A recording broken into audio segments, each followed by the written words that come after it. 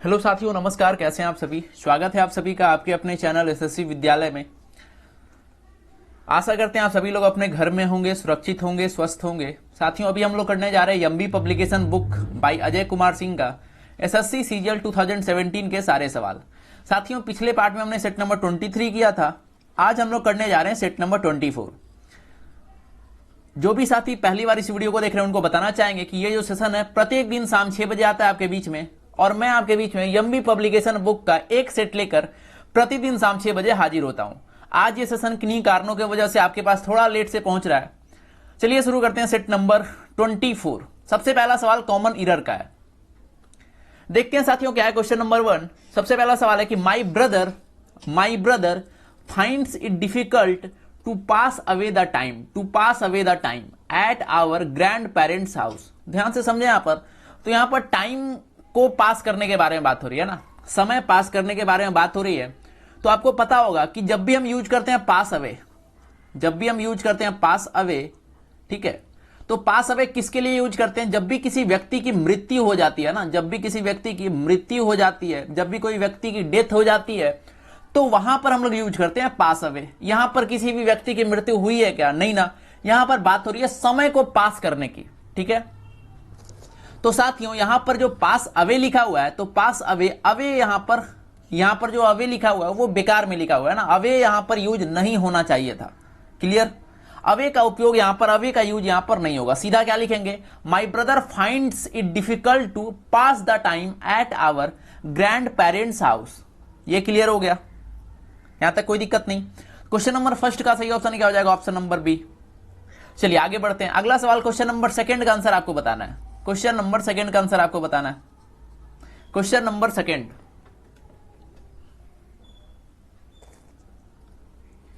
चलिए पढ़ते हैं सवाल। No sooner had he finished his morning walk when it began to rain. यही आपका सवाल है। अब याद करें, जो भी लोग हमसे लगातार जुड़े हैं, शुरुआत एकदम पहले वाले सेशन से जुड़े हुए हैं, तो मैंने एक आपको नो सूनर को लेकर कुछ रूल बताया था ना, कि नो सूनर जब भी आपको दिखे, जब भी किसी भी सवाल में नो सूनर दिखे, तो दो ऐसे रूल हैं जिससे एसएससी बहुत सारा सवाल पूछता है। सबसे पहला इन्वर्जन है ना, सबसे पहला देखता है इन्वर्जन, ठीक है। और दूसरा क्या होता है? नो सूनर कहता है कि मैं किसी भी सेंटेंस में तभी रहूंगा। सबसे पहली बात कहता है कि नो सूनर, कि कभी भी मैं अकेले सेंटेंस में नहीं रहूंगा, है ना। हमारे साथ एक और पेयर वर्ड आएगा, वो है आपका देन, यानी नो सूनर के साथ देन पेयर वर्ड का यूज हम लोग करते हैं। तो दो बातें मैंने आपको बताई थी, देखते दोनों बात यहां पर सेटिस्फाई हो रहा है या नहीं हो रहा है। तो सबसे पहली बात इन्वर्जन के बारे में मैंने आपको बताया था कि नो सूनर का उपयोग जहां भी होगा, देखिए नो सूनर का उपयोग जहां भी होगा, उसके बाद जो भी उसका सब्जेक्ट होगा उससे पहले उसका हेल्पिंग वर्ब आएगा। तो यहां तो देखिए लिखा हुआ है, तो ये आपका सही हो गया। पहला वाला यहां पर रूल सेटिस्फाई हो गया, ठीक है। दूसरा लिखा हुआ कि नो सूनर के साथ पेयर वर्ड कौन सा आएगा? देन आएगा पेयर वर्ड, ठीक है।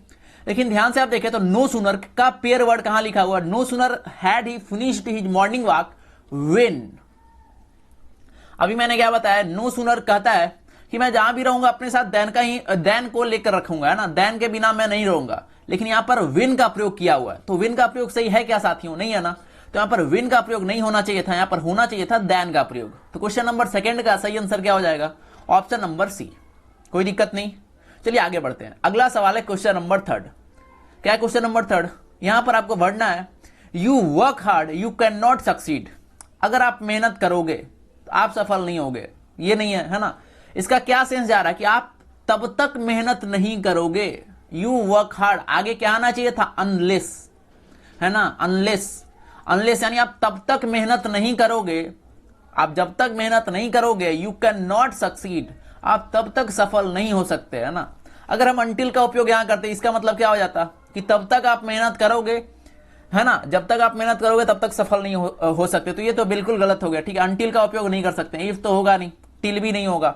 यहां पर एक ही सही ऑप्शन था, अनलेस यू वर्क हार्ड, जब तक आप मेहनत नहीं करते, यू कैन नॉट सक्सीड, आप सफल नहीं हो सकते, ठीक है। चलिए अगला आंसर बताना है। क्वेश्चन नंबर 4 का आंसर आपको बताना है। क्वेश्चन नंबर 4 का आंसर क्या होगा? Corruption is a standing hindrance the Nations development. यहां पर भरना आपको क्या होगा? ठीक है, यहां पर बताना है क्या होगा। यहां पर corruption is a standing hindrance. सबसे पहले आपको ध्यान रखना है साथियों, ये जो वर्ड है हिंड्रेंस, ठीक है, मैं यहां लिख देता हूं नीचे में।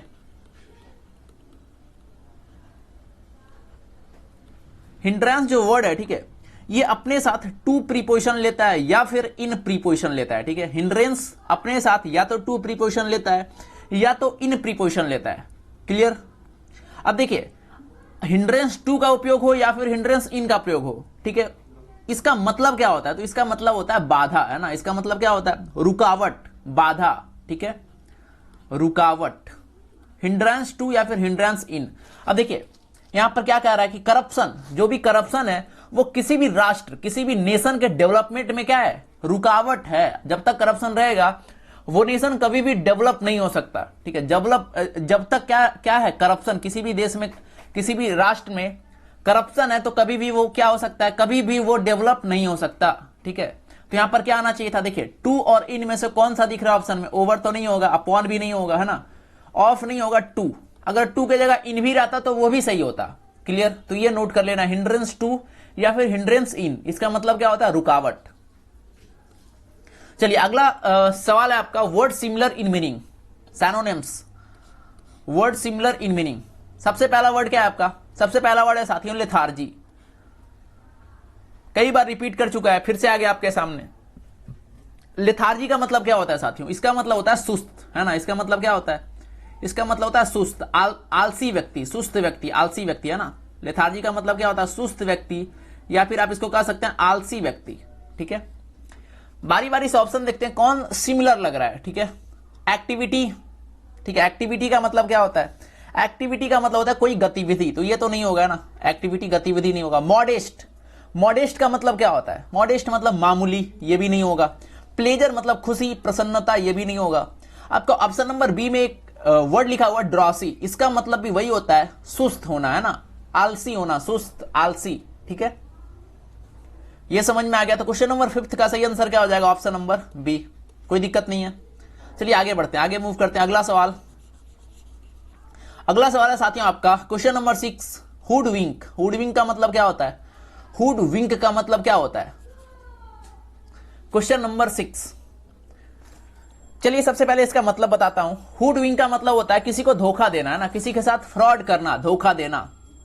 क्या होता है? किसी को धोखा देना, किसी के साथ फ्रॉड करना, धोखा देना। ठीक है, चलिए बारी बारी से ऑप्शन देखते हैं। डीप फ्रॉड, इसका मतलब भी वही होता है, धोखा देना। ऑप्शन नंबर ए क्या हो जाएगा? इसका सही हो जाएगा। अगला ऑप्शन नंबर बी लिखा हुआ इलिसिट। इलिसिट मतलब होता है साथियों अवैध। इलिसिट मतलब क्या होता है? अवैध, गैर कानूनी। इसका मतलब क्या होता है? अवैध कहिए या फिर गैर कानूनी कहिए। ठीक है, इलिसिट। अगला देखिए, सेक्रेट मतलब गुप्त हो गया। इसका मतलब क्या होता है? गुप्त, आप सभी को पता भी होगा, गुप्त। अस्टेयर, अस्टेयर का मतलब क्या होता है? अस्टेयर का मतलब होता है किसी को टकटकी लगाकर देखना या फिर घूरना। अस्टेयर, अस्टेयरिंग, है ना। अस्टेयर मतलब क्या होता है? किसी को घूरना। तो ये जो वर्ड था हुड विंक, इसका सही ऑप्शन क्या हो जाएगा? डिफ्रॉड, यानी किसी को धोखा देना। ठीक है, डिफ्रॉड, ऑप्शन नंबर ए। चलिए आगे बढ़ते हैं। चलिए अगला सवाल है साथियों क्वेश्चन नंबर 7। आपको बताना है वर्ड अपोजिट इन मीनिंग। क्या बताना है? Word opposite in meaning, word opposite in meaning. चलिए सबसे पहला सवाल देखते हैं क्वेश्चन नंबर 7। क्या लिखा हुआ है? Multifaceted, multifaceted. सबसे पहला वर्ड क्या है साथियों? मल्टीफेसेटेड, यानी एक ऐसा वस्तु, एक ऐसा चीज जिसका मल्टीफेस हो, बहुमुखी हो, है ना। एक ऐसा वस्तु, एक ऐसा स्ट्रक्चर जिसका क्या हो? मल्टीफेस हो। ठीक है, बहुमुखी, इसका मतलब क्या होता है? बहुमुखी। चलिए बारी बारी से ऑप्शन को देखते हैं। ऑप्शन नंबर ए क्या लिखा हुआ है? एड्रॉइट। एड्रॉइट का मतलब क्या होता है? इसका मतलब होता है साथियों निपुण। एड्रॉइट का मतलब क्या होता है? निपुण। ठीक है, चलिए अगला हैंडी। हैंडी मतलब होता है किसी भी चीज को इस्तेमाल करने में जो आसानी से, मतलब किसी भी चीज को अगर इस्तेमाल कर सकते हैं उसी को हम लोग कहते हैं हैंडी। ये भी आपका नहीं होगा। ठीक है, ये भी कैंसिल हो गया, ऑप्शन नंबर ए भी नहीं था। प्लीएबल मतलब होता है साथियों लचीला। प्लीएबल मतलब क्या होता है? लचीला। ठीक है, कोई भी चीज अगर लचीला होता है तो उसी को हम लोग बोलते हैं प्लीएबल, लचीला। तो ये भी आपका नहीं होगा। ठीक है, ऑप्शन नंबर डी में लिखा हुआ सिंपल, और यही आपका करेक्ट आंसर है। ठीक है, सिंपल। देखिए आपसे पूछा क्या था? आपको बताना है वर्ड अपोजिट इन मीनिंग, यानी जो भी क्वेश्चन में लिखा हुआ था उसका एग्जैक्ट अपोजिट आपको बताना था। क्वेश्चन में क्या लिखा हुआ था? मल्टीफेसेटेड, यानी एक ऐसा स्ट्रक्चर जिसका मल्टीफेस हो, तो इसका एग्जैक्ट अपोजिट क्या हो जाएगा? सिंपल, है ना। सिंपल, कोई भी चीज, कोई स्ट्रक्चर सिंपल हो एकदम। क्वेश्चन नंबर 7 का सही आंसर क्या हो जाएगा? Option number D. कोई दिक्कत नहीं, यहां तक कोई दिक्कत नहीं साथियों। चलिए आगे बढ़ते हैं। चलिए अगला सवाल है क्वेश्चन नंबर 8।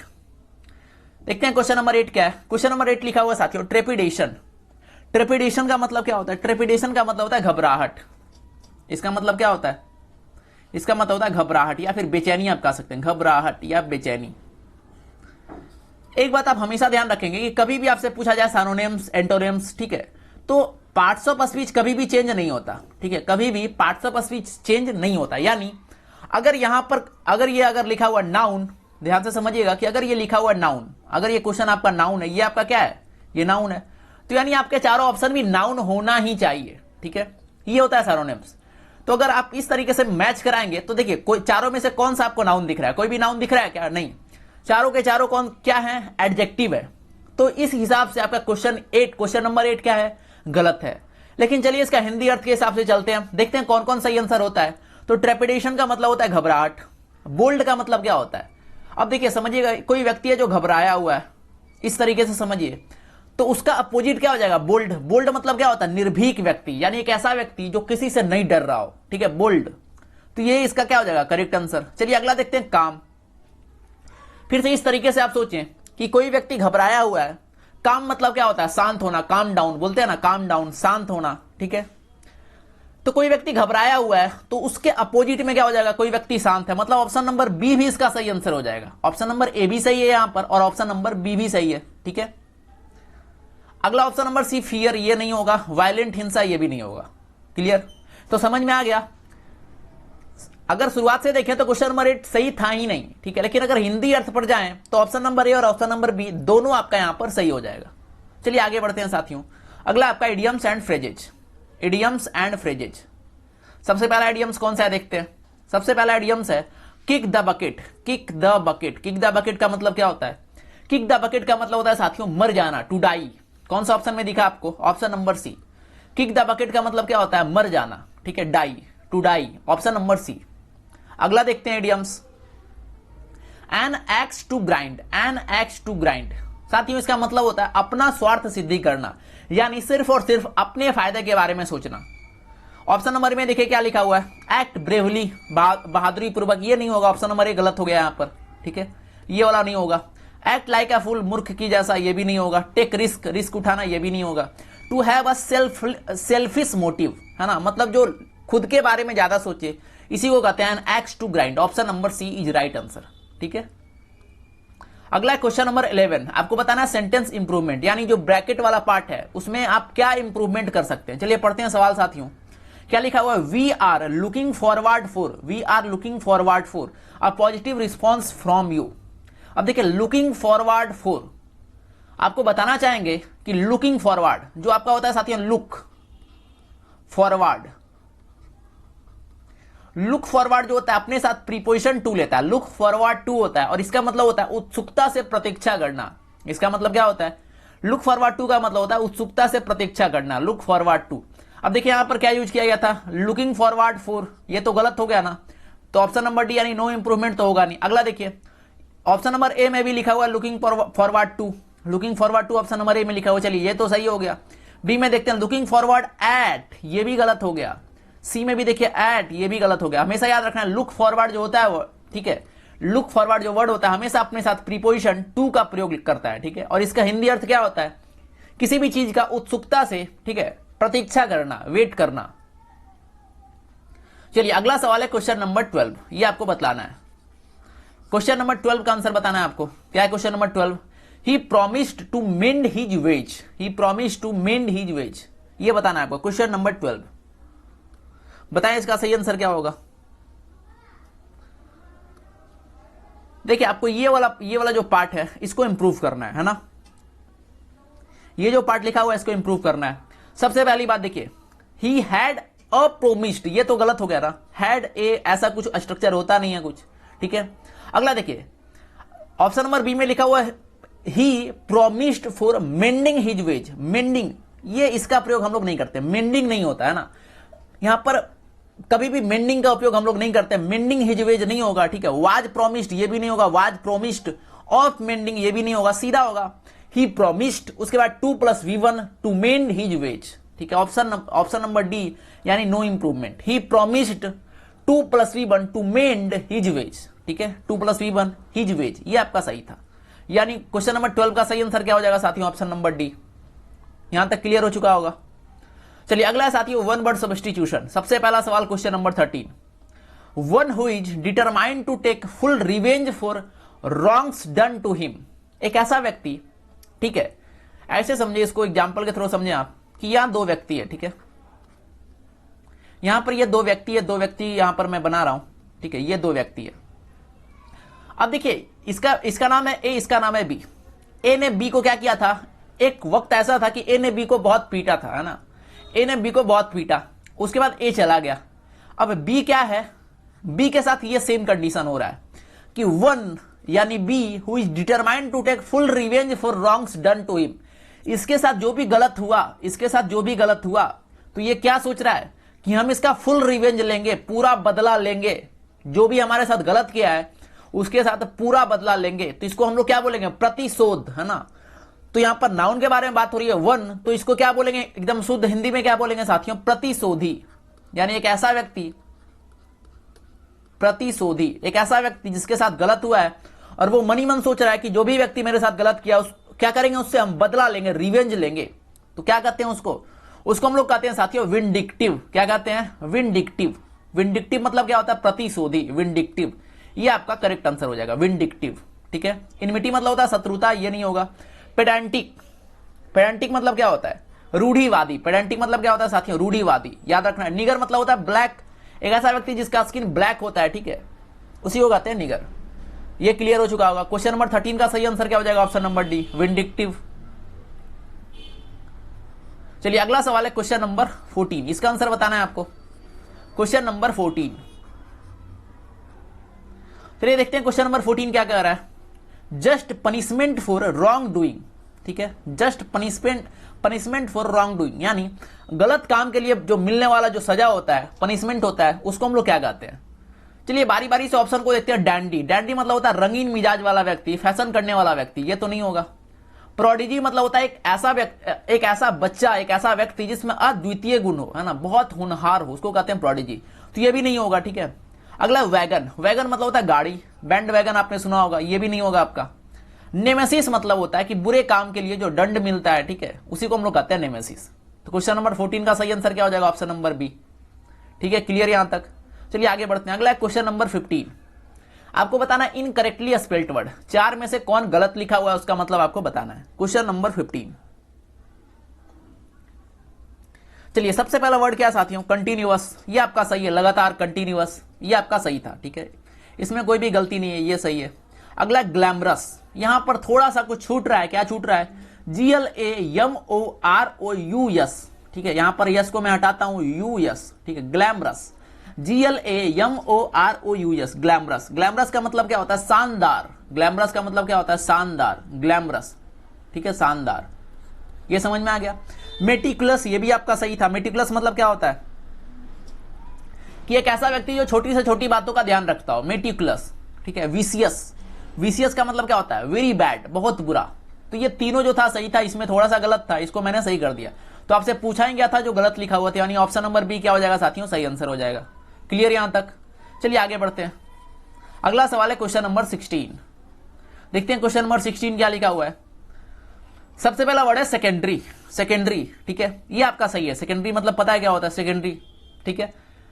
अगला वर्ड है साइजेबल, यहां पर थोड़ा सा गलत है, क्या, साइज, साइज का स्पेलिंग क्या होता है साथियों, साइज, SIZE, साइजेबल, ABLE, ये इसका करेक्ट स्पेलिंग होगा। तो आंसर ऑप्शन नंबर बी ही हो जाएगा। चलिए और ऑप्शन को भी देख लेते हैं। ऑप्शन नंबर सी क्या लिखा हुआ है, ऑप्शन नंबर सी लिखा हुआ साथियों सिक्युम, इसका मतलब होता है झुक जाना, ये भी आपका सही था।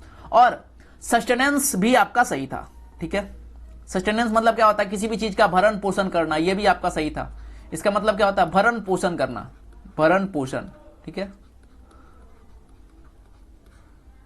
क्लियर। तो क्वेश्चन नंबर 16 का सही आंसर क्या हो जाएगा, ऑप्शन नंबर बी। आगे बढ़ते हैं, आते हैं पाराजंबल। सबसे इंपॉर्टेंट, सबसे जरूरी चीज यही है ना, पाराजंबल, जिससे बहुत लोगों को डर भी होता है, लेकिन आई थिंक जो भी लगातार कर रहे होंगे हमारे सेशन को, उनके अंदर से लगभग डर खत्म हो गया होगा, क्योंकि पैराजंबल को सॉल्व करने के बहुत सारे तरीके हैं। देखते हैं कैसे सॉल्व कर सकते हैं क्वेश्चन नंबर 17 को। शुरुआत आप कहां से करेंगे साथियों? तो देखिए सबसे पहले चार ऑप्शन में क्यू क्यू दिख रहा है, मतलब क्यू से शुरुआत तो करना ही पड़ेगा। सबसे पहला वर्ड क्या, सबसे पहला सेंटेंस क्या हो गया? क्यू। क्यू से शुरुआत तो करना पड़ेगा। पढ़ते हैं। Comfort is now one of the causes of its on spread. ठीक है, यहां तक हो गया क्लियर। आगे पढ़ते हैं। द मोर कंफर्ट, चलिए इसको यहीं तक छोड़ते हैं। आगे, it has now become, it किसके लिए आया साथियों? इट किसके लिए आया? It has now become a physical habit, यानी कंफर्ट के बारे में बात हो रहा है। समझिएगा ध्यान से, देखिए कुछ कुछ बातें। सबसे पहला तो याद रखना, नाउन से शुरुआत करेंगे। अगर कहीं भी प्रोनाउन का यूज हुआ है, तो उसको जस्ट नाउन के तुरंत बाद रखिए प्रोनाउन को। ठीक है, अगर कहीं भी प्रोनाउन का यूज हुआ है, नाउन के तुरंत बाद रखिए प्रोनाउन को। तो it has now become, it क्या? कंफर्ट के बारे में बात हो रही है। ठीक है, तो मतलब ये तो फिक्स है कि क्यू के बाद क्या जाएगा? क्यू के बाद जाएगा यस। क्यू यस का बना पेयर। अब देखिए यहां पर क्यू के बाद आर था, गलत हो गया। क्यू के बाद पी था, गलत हो गया। क्यू के बाद पी था, गलत हो गया। क्यू के बाद यस है, ऑप्शन नंबर डी। हमने बाकी पढ़ा भी नहीं। ठीक है, तो ये तरीका होता है बनाने का, और इसी तरीके से आपको भी बनाना है। छोटी छोटी बातें मैं हमेशा बताते जा रहा हूं, ध्यान रखना है। शुरुआत कहां से करना है? नाउन से। जो भी प्रोनाउन मिले नाउन के पीछे एकदम चिपका देना है। ठीक है, ऑप्शन नंबर डी इसका राइट हो जाएगा। चलिए आगे बढ़ते हैं। अगला है क्वेश्चन नंबर 18। चलिए देखते हैं किनका आंसर सही आता है। क्वेश्चन नंबर 18 में किस तरीके, कौन से मेथड का आप प्रयोग करते हैं क्वेश्चन नंबर 18 में? बताइए आंसर क्वेश्चन नंबर 18 का क्या लिखा हुआ है? In that frame of mind we have little sense of identity, safety और सिक्योरिटी। यहां से शुरुआत कर सकते हैं क्या? नहीं। करेज, यहां से शुरुआत सोच सकते हैं ना। एज वी यहां से नहीं करेंगे, एंड वी यहां से नहीं करेंगे, मतलब शुरुआत हमें कहां से करना होगा? क्यू से करना होगा। अब देखिए यस से शुरुआत नहीं कर सकते हैं, एज वी यहां से शुरुआत नहीं करेंगे। दो ऑप्शन यहां से इलिमिनेट हो गए, सी और डी क्या हुए? कट हो गए यहां से। ठीक है, दो ऑप्शन आपके पास बच रहे हैं, ए और बी। चलिए अब देखिए ए और बी में ध्यान दीजिए, शुरुआत क्यू से यहां भी है, शुरुआत क्यू से यहां भी है, अंत पी में, अंत लास्ट जो सेंटेंस है पी यहां भी है और पी यहां भी है। बीच में बच रहा है यस आर। तो आपको पता ना यस के बाद आर आएगा या फिर आर के बाद यस आएगा। चलिए दोनों को पढ़ते हैं, ध्यान से देखिएगा साथियों। यहां पर लिखा हुआ है कि as we get used to. चलिए आगे नहीं पढ़ना है ना, कम टाइम में बनाना है। As we get used to, आर पढ़िए। And we may opt to. अब ध्यान से समझिएगा, यहां वी का प्रयोग था ना, वी गेट यूज्ड टू। ठीक है, कुछ यहां पर बताया था कुछ काम करने के लिए। ठीक है, उसके बाद बीच में फिर से प्रयोग हुआ एंड का, उसके बाद फिर से वी। तो यानी ये फिक्स है कि सबसे पहले आना चाहिए था आर और उसके बाद जाएगा, सॉरी सबसे पहले आना चाहिए था यस और उसके बाद क्या जाएगा? आर। यानी सबसे पहले आएगा यस उसके बाद आर। कौन सा ऑप्शन में दिख रहा है? ऑप्शन नंबर ए, यस उसके बाद आर। ऑप्शन नंबर ए क्या हो जाएगा? इसका राइट आंसर हो जाएगा। क्लियर? तो एकदम बेसिक चीजें पकड़ना है, जो एकदम बेसिक ग्रामर का जो रूल होता है, अब बस उसको कंपेयर करना। जरूरी नहीं कि इसका हिंदी हमें पता ही हो। हमने देखिए पी को पढ़ा भी नहीं, ठीक है, बहुत सारी चीजों को हमने पढ़ा भी नहीं। हमने अगर सही से देखे तो हम किसी भी लाइन को पूरा पढ़े ही नहीं, लेकिन फिर भी क्या हुआ? आंसर हमें पता चल गया, ऑप्शन नंबर ए। क्लियर? चलिए आते हैं अब एक्टिव पैसिव पर। सभी का आंसर आना चाहिए। The kids where laughing at the old lady. The kids where laughing at the old lady. जैसे हमें दिखा कंटिन्यूअस, क्या करेंगे? कंटिन्यूअस दिखा, क्या करेंगे? कंटिन्यूअस जैसे ही दिखा तो किसका प्रयोग करेंगे? बीइंग का प्रयोग करेंगे ना। कंटिन्यूअस जैसे ही दिखा किसका प्रयोग करेंगे? बीइंग। ठीक है, इसका पैसिव में कंटिन्यूअस का क्या होता है? बीइंग। अब देखिए बीइंग यहां पर है क्या? नहीं है। ऑप्शन नंबर यहां से गया, यहां भी बीइंग नहीं है, ऑप्शन नंबर डी भी गया। अब ऑप्शन नंबर बी और सी बच रहा है, देखते हैं। The old lady was being laughed eight by the kids. The old lady was being laughed by the kids. अब देखिए दोनों में अंतर है एट का, यहां पर एट लिखा हुआ है, यहां पर एट नहीं लिखा हुआ। अब क्वेश्चन में पढ़ते हैं एट था क्या? तो क्वेश्चन में तो एट लिखा हुआ था, और अगर क्वेश्चन में एट लिखा हुआ था तो हम अपने मन से तो उसे गायब नहीं कर सकते, यानी ऑप्शन नंबर सी भी कट हो गया। एकमात्र ऑप्शन बचा ऑप्शन नंबर बी। ठीक है साथियों, कोई दिक्कत नहीं। अगला सवाल है क्वेश्चन नंबर 20, इसका आंसर बताएं आप।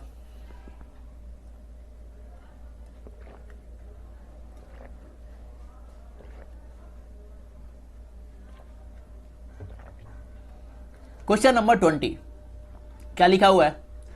Do you want some more chocolates asked my cousin. Do you want some more chocolates asked my cousin. ठीक है, आपको बताना है इसका इनडायरेक्ट क्या होगा। चलिए देखते हैं बारी बारी से। सबसे पहले तो ये क्या है? इंट्रोगेटिव है, तो कभी भी डैट का प्रयोग हम नहीं कर सकते, तो ये वाला ऑप्शन तो खत्म हो गया, डैट वाला। ठीक है, या तो इफ होगा या तो वेदर होगा। चलिए आगे पढ़ते हैं। Do you want some, asked my cousin था, तो कहां से शुरू करेंगे, जो भी इसका बनेगा इनडायरेक्ट वहां पर आस्क्ड तो होना ही चाहिए, सेड तो होगा नहीं। ऑप्शन नंबर बी भी गया। यहां तक क्लियर। अब देखिए अगर यहां पर वांट लिखा हुआ है साथियों, अगर यहां पर वांट लिखा हुआ है तो इसका जो भी इनडायरेक्ट बनाएंगे वो किस में जाएगा, पास्ट में, वांटेड होगा ना, लेकिन यहां पर देखिए वांट लिखा हुआ है, यानी ऑप्शन नंबर ए भी इलिमिनेट हो गया। एकमात्र ऑप्शन बचा ऑप्शन नंबर डी, और यही आपका करेक्ट आंसर है। और आशा करते हैं आप सभी लोगों का आंसर भी सही आया होगा। ठीक है साथियों, चलिए अब मूव करेंगे हम लोग। Close test very important, 10 marks का है और बहुत ज्यादा इंपॉर्टेंट है। समझते हैं, देखते हैं कैसे बनाएंगे। ठीक है, क्या तरीका होता है बनाने का, मैं बताने वाला हूं अभी। सबसे पहला तरीका आपको क्या करना है कि जब भी कोई क्लोज टेस्ट, आप कोई भी टेस्ट दे रहे हो, वहां पर जैसे ही क्लोज टेस्ट आया, ठीक है, सबसे पहला काम आपको क्या करना है कि उसको रीड करना है। क्या, कैसे रीड करना है, तो जितना कम से कम टाइम में हो, एक ब्रीफली आप आइडिया लें कि आखिर ये जो क्लोज टेस्ट है कहना क्या चाह रहा है। ठीक है, जरूरी नहीं कि उसका पूरा मतलब हमें पता ही हो जाए। तो मैं कुछ सेकंड का टाइम देता हूं, जल्दी से आप यहां से लेके यहां तक पढ़ें। ठीक है, जल्दी से पढ़ें और एक आइडिया लें कि आखिर ये जो क्लोज टेस्ट लिखा हुआ है ये कह किसके बारे में रहा है।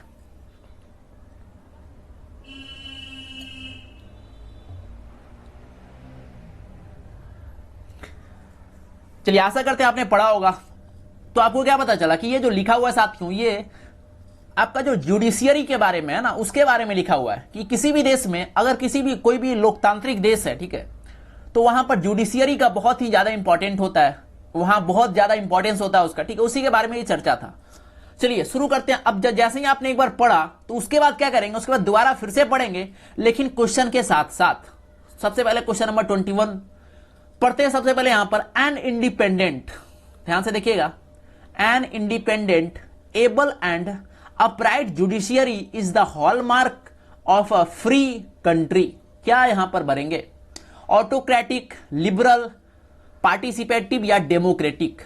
साथियों यहां पर बात हो रही है लोकतांत्रिक, डेमोक्रेटिक के बारे में, है ना, तो यहां पर क्या होना चाहिए, डेमोक्रेटिक। और कहना यह चाह रहा है कि कोई भी डेमोक्रेटिक कंट्री में, ठीक है, कोई भी डेमोक्रेटिक कंट्री में इंडिपेंडेंट यानी जो स्वतंत्र जुडिशियरी होता है वो उसकी एक पहचान होती है। डेमोक्रेटिक कंट्री की पहचान क्या होती है, वहां की इंडिपेंडेंट जुडिशियरी जो होती है, मतलब वहां का जो न्याय वाला जो सिस्टम होता है साथियों, जुडिशियल सिस्टम होता है, अगर वहां इंडिपेंडेंट है तो इस बात से वहां के लोकतांत्रिकता के लेवल का पता लगाया जाता है। तो क्वेश्चन नंबर 21 का आंसर क्या हो गया, ऑप्शन नंबर बी। ये समझ में आ गया। आगे पढ़ते हैं। Therefore the process of judicial appointment is of, यहां क्या भरेंगे, of vital importance. Vital importance कैसे, यहां पर क्या कह रहा है, इसलिए the process of judicial appointment, जो उसकी प्रक्रिया है, क्या, judicial appointment is of vital importance. इसलिए यहां पर देखिए बात यह हो रही है, मैं शुरुआत से आप लिंक करिएगा। सबसे पहले बात क्या किया गया था कि जो इंडिपेंडेंट साथियों, जो जुडिशियरी सिस्टम है वो किसी भी देश की एक पहचान है। इसीलिए वहां का जो प्रोसेस होता है, यानी जुडिशियल सिस्टम में जो वहां जो भी लोग भर्ती होते हैं, तो जो भी वहां का जो प्रोसेस होता है, जो भर्ती होने का जो प्रोसेस होता है वो बहुत ज्यादा जरूरी है, वाइटल इंपॉर्टेंस। ठीक है, बहुत ज्यादा जरूरी है वो। एट प्रेजेंट, वर्तमान में, on account of the supreme courts last advisory opinion, देखिए कर अभी वर्तमान में, on account of the supreme courts last advisory opinion, the खाली स्थान of the executive and its interference. यहां पर क्या होगा, 23। यहां पर बात कर रहा है रोल, किसके बारे में बात कर रहा है, रोल। क्या role, role of the executive, role of the executive. यहां पर बात यह कर रहा है साथियों कि वर्तमान में, at present, on account of the supreme courts last advisory opinion, supreme court के एडवाइजरी ओपिनियन के अनुसार the role of the executive and its interference in the appointment of judge is minimal।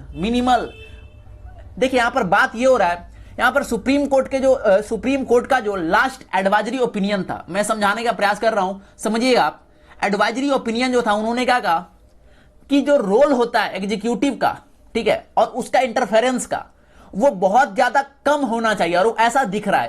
कहने का यह मतलब है कि कौन से व्यक्ति जज बनेंगे और कौन से व्यक्ति जज नहीं बनेंगे, ये सरकार उसमें कम दखल अंदाजी दे। ठीक है, अगर सरकार उसमें दखल देगा तो जो भी जज बनेंगे वो कहीं ना कहीं से, किसी ना किसी रूप से सरकार का पक्ष लेंगे, और कहीं ना कहीं से ये लोकतांत्रिकता के लिए एक खतरा है। ठीक है, तो यहां पर जो एडवाइजरी ओपिनियन था, इनके अनुसार वही कहा कि the role of the executive and its interference in the appointment of जजेस, जो जज का अपॉइंटमेंट होता है, इज मिनिमल, कम ना के बराबर होना चाहिए, ठीक है, मिनिमल, यही क्या होगा, सही आंसर होगा minimal, which in light of the previous experience, which in light of the previous experience is most welcomed. यानी इसके बाद क्या रहा है कि मिनिमल होना चाहिए। उसके बाद इन्होंने कंटिन्यू किया, जो भी वहां के एडवाइजरी ओपिनियन थे, जो भी सुप्रीम कोर्ट के एडवाइजरी थे, उन्होंने कंटिन्यू किया कि पिछले एक्सपीरियंस के आधार पर ये बहुत ही क्या है, बहुत ही सराहनीय है, स्वागत के योग्य है। मतलब कि अभी तक जो चल रहा है वो बहुत ही बेहतरीन चल रहा है, यानी अभी सरकार एग्जीक्यूटिव